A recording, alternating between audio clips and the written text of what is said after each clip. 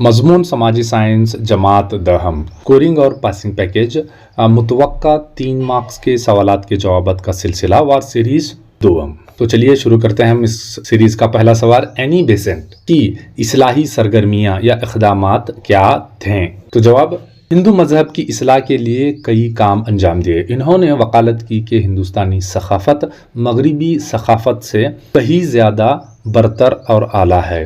بھگوت گیتا کا انگریزی میں ترجمہ کرنا ان کی بڑی کامیابیوں میں سے ایک ہے۔ انہوں نے سینٹرل ہندو بنارس کالج کی بنیاد 1898 میں شروع کیا۔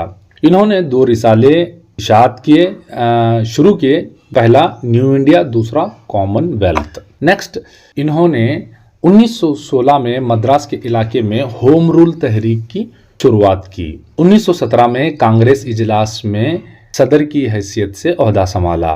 ہندوستانی فلسفہ اور تحریک آزادی میں ان کا کردار نہایت ہی شاندار ہے۔ نیکسٹ کوشچن ہم دیکھتے ہیں، شری نارائن گرو دھرم پریپالنا یوگم کے کردار یا تعلیمات کی وضاحت کیجیے۔ جواب، شری نارائن گرو نے شری نارائن گرو دھرم پریپالنا یوگم نامی تنظیم کی شروعات کی۔ وہ کیرلا کے چمبیلانتی میں پیدا ہوئے۔ اس تنظیم کی بنیادی مقصد پسماندہ اور استحصال زدہ قبائل کمیونٹیز کو مضبوط کرنا تھا۔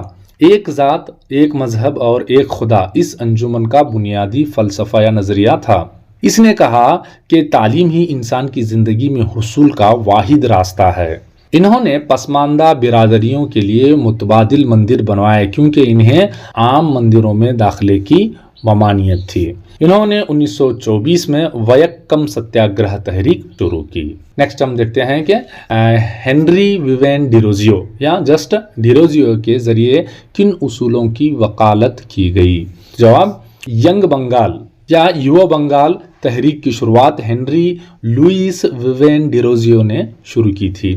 اسی لیے ڈیروزیو کو اینگلو انڈین بھی کہا جاتا ہے کیونکہ باپ جو ہے وہ پرتگال تھے۔ ڈیروزیو یورپ کے مختلف تحریکوں سے متاثر تھے۔ انہوں نے بہت سے روایت پسندوں کو ناراض کیا۔ 1828 میں اکیڈمک ایسوسی ایشن کا آغاز کیا۔ وہ یہ پیغام پھیلا رہے تھے کہ صرف عقلی سوچ ہی لوگوں کو آزاد کر سکتی ہے۔ توہم پرستی اور سماجی تفریقات کی چنگل سے خواتین کو چھڑوانے کے لیے ان کے حقوق کی وکالت کرتے تھے اور ذات پات کی بنیاد پر امتیازی سلوک کے مخالفت بھی کرتے تھے۔ نیکسٹ کوشچن ہے ہمارا، ہم دیکھیں گے کہ پیریار تحریک کی سرخیاں یا اہم نکات کی فہرست بنائیے۔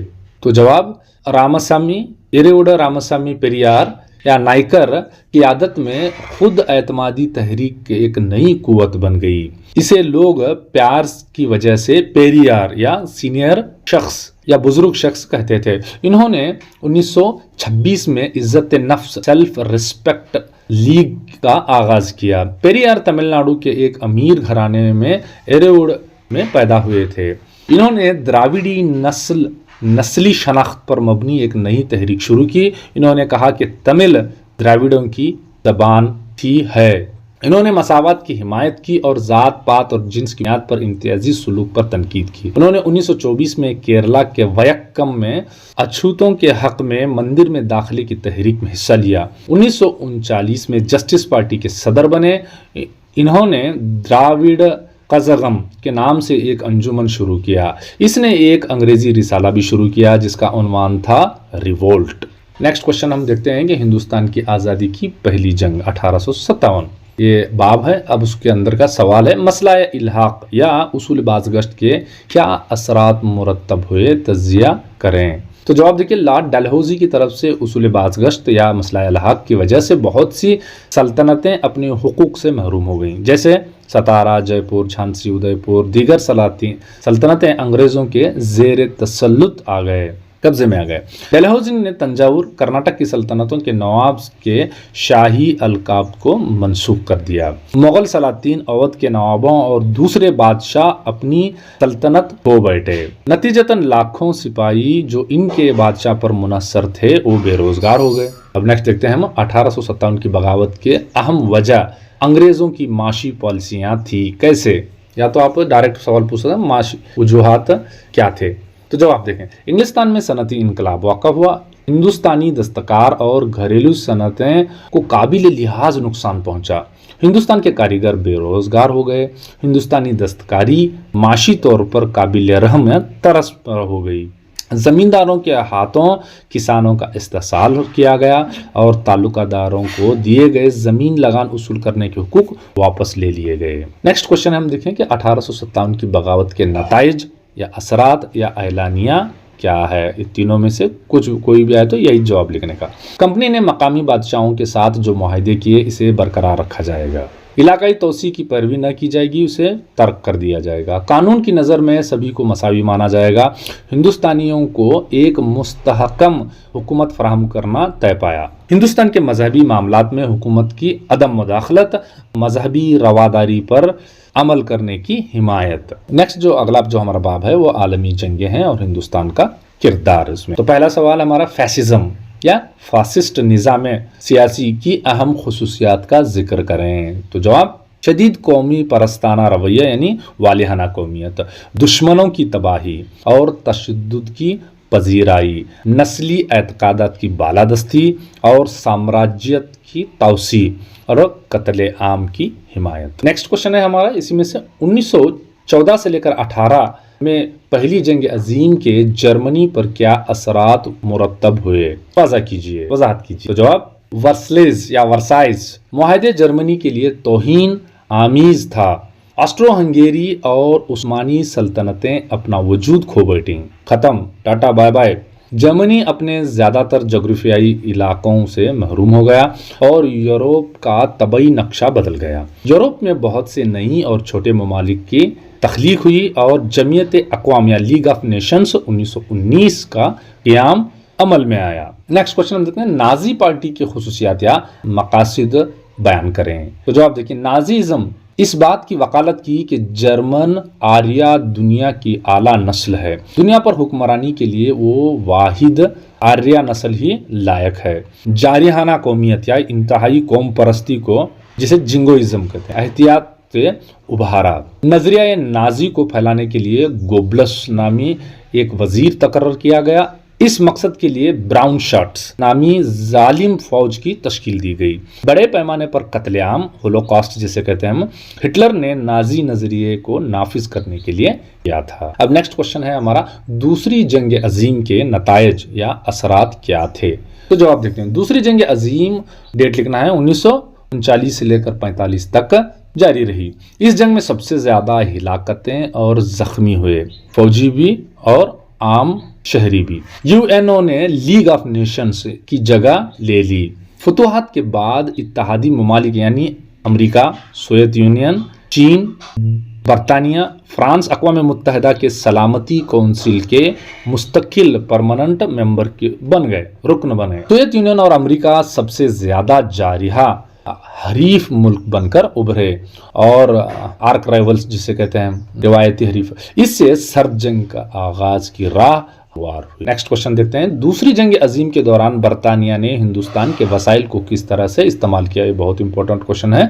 इंग्लिस्तान ने जंग के लिए हिंदुस्तान से ज़रई मसनूआत और सनती सामान का इस्तेमाल किया। ऑर्डिनेंस फैक्ट्रियों ने अपनी टेक्नोलॉजी को तजदीद किया, अपग्रेड किया और जंग से मुतल्लका सनती सामान की पैदावार का हजम वैल्यूम क्या है बढ़ा गया। इंग्लिस्तान ने इस जंग के दौरान हिंदुस्तानी फौजी दस्तों को भी इस्तेमाल किया।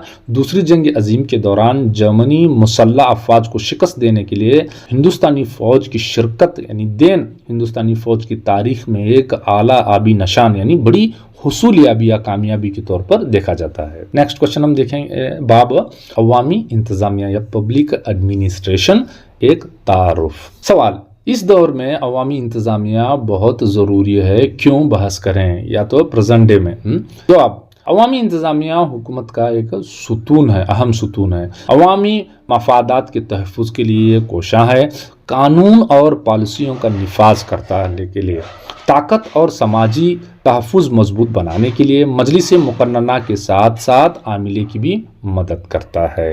नेक्स्ट क्वेश्चन हम देखेंगे, अवामी इंतजामिया का दायरा कार और काम क्या क्या हैं। तो जवाब, लूथर ग्यूलिक نے پوسٹ کارب کے لفظ سے عوامی انتظامیہ کے دائرے کو دکھایا ہے. ہر لفظ اس میں سے کیا کرتا ہے؟ عوامی انتظامیہ کے کام کے لیے کھڑا ہے. اسٹینڈ بائی جسے کہتے ہیں. جیسے پہلے ہم شروع کرتے ہیں پی سے شروع کریں گے. تو یہ پوسٹ کارب کا پی پلاننگ ہے، منصوبہ بندی ہے. او سے آرگنائزیشن ہے، انتظام کرنا ہے. یس سے ہے اسٹافنگ یعنی عاملے کی بھرتی. ڈی ہے ڈائریکٹنگ یعنی ہدایت کرنا یا رہنمائی کرنا. سی وہ جو کوآرڈینیٹر کا کوآرڈینیٹنگ ہے، ہم آہنگی کرنا. اینڈ آر جو ہے رپورٹنگ، اطلاع دینا یا تو رپورٹنگ کرنا. بی بجٹنگ یا بجٹ تیار کرنا. نیکسٹ ہم دیکھتے ہیں union public service commission UPSC کی کیا کام و کاج ہیں یا افعال ہیں. تو جواب مرکزی حکومت کے گروپ اے اور بی کے آسامیوں پر بھرتی کے لیے کمپیٹیٹو ایگزامز مسابقاتی امتحان انعقاد کرنا. براہ راست بھرتی کے لیے شخصیت کی آزمائشی ٹیسٹ یا پرسنالٹی ٹیسٹ کا انعقاد کرنا. مختلف یا مخصوص پوسٹوں کی ترقیوں اور تبادلوں میں عمل کرنے کے لیے رہنمائی خطوط پر حکومت کو مشورہ دینا. حکومت کو مشورہ دینے کا وہ مرکزی اور ریاستی حکومتوں کے اہلکاروں کے نامناسب رویے کے خلاف تعبیدی یا ڈسپلنری ایکشنز کارروائیاں کرنا. صدر ہند کی ہدایت پر حکومت کو کسی معاملے پر مشورہ دے. نیکسٹ ہم دیکھتے ہیں ہم KPSC یا تو SPSC ریاستی پبلک سروس کمیشن کے افعال یا کام و کاج کیا ہیں. موسٹ اسپیسیفک کیا ہے؟ KPSC کہے تو بہتر ہے. مسابقاتی امتحانات کے ذریعے ریاستی حکومت کی خدمات میں گیزٹڈ افسران اور نان گیزٹڈ افسران کی بھرتی کرنا. مخصوص عہدوں پر تقرری کے لیے امیدواروں کے لیے شخصیت کی آزمائش کا انعقاد یعنی پرسنالٹی ٹیسٹ. سیم وہ جو ابھی ہم UPSC کیا تھا وہی سیم یہاں پر بھی ہوگا، لیکن وہ اپوائنٹمنٹ یونین گورنمنٹ کے لیے کرے گا. یہ جو اپوائنٹمنٹ ہے یہ اسٹیٹ گورنمنٹ کے لیے ہوں. سرکاری ملازمین کے لیے سال میں 2 مرتبہ، یہ ذرا ڈفرنٹ ہے، 2 بار محکمانہ یا ڈپارٹمنٹل ٹیسٹ کا انعقاد کرنا. حکومت کا تعین اور ترقی کے معاملات پر مشورہ دینا. حکومت کو نیکسٹ کیا ہے کی جانب سے مختلف ریاستوں اور مرکز میں منعقد ہونے والے مختلف مسابقاتی یعنی سینٹر کی طرف سے یا تو UPSC کی طرف سے منعقد ہونے والے کاموں میں ان کی امتحان کو کنڈکٹ کرنے کے لیے ہم آہنگی کوآرڈینیشن کا کام انجام دیں. نیکسٹ ہے ہمارا امن و امان برقرار رکھنے میں ریاست کا کیا کردار ہے. تو یہاں ریاست سے مراد یہاں ملک مراد لیتے ہیں. امن و امان قائم قوم کے امن، خوشی، اتحاد اور ریاست کی ترقی کے لیے بہت ضروری ہے. امن و امان ایک ہی سکے کے 2 رخ ہیں. قانون کی حکمرانی سب کے تحفظ کے لیے ضروری ہے. آئین کے شیڈول یعنی 7ویں حصے میں ریاست کی فہرست میں امن و امان کا ذکر کیا گیا ہے. لہٰذا امن و امان برقرار رکھنا ریاست کے اہم فرائضوں میں سے شامل ہوتا ہے. مرکزی حکومت کے پاس آئینی اختیار ہے کہ وہ ریاستوں کو امن و امان برقرار رکھنے کے لیے ہدایات یا رہنمائی خطوط جاری دیں. تو یہ حصہ یہیں پر ختم ہوتا ہے. ہم نیکسٹ حصہ کیا ہے انشاءاللہ بہت جلد ہی ایڈٹ کر کے آپ کو اپلوڈ کر دیں گے.